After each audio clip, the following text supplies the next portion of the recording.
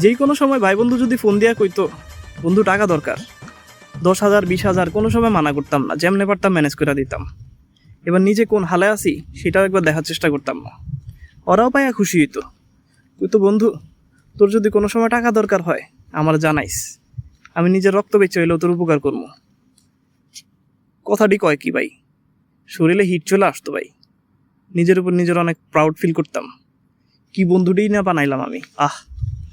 যাক, ছুটিতে গেলাম বাড়িতে, তো এখানে যাওয়ার পর শেষের দিকে একটু টাকা শর্টে পড়লাম। চিন্তায় পড়ি নাই, কারণ আমার তো ভাই বন্ধু আছে, ওরা আমার সারাইবই। কিন্তু ভাই আমি যে কত বড় দা এদিন আমি বুঝলাম।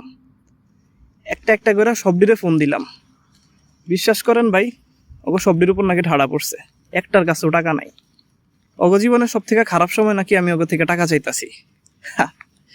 যে ভাই বন্ধু এক সময় কইছে রক্ত বেচে এলেও তোর উপকার করবো, ওই ভাই বন্ধুর থেকে বিপদের সময় 2,000 টাকাও পাই নাই। खड़ा हूँ आज भी वहीं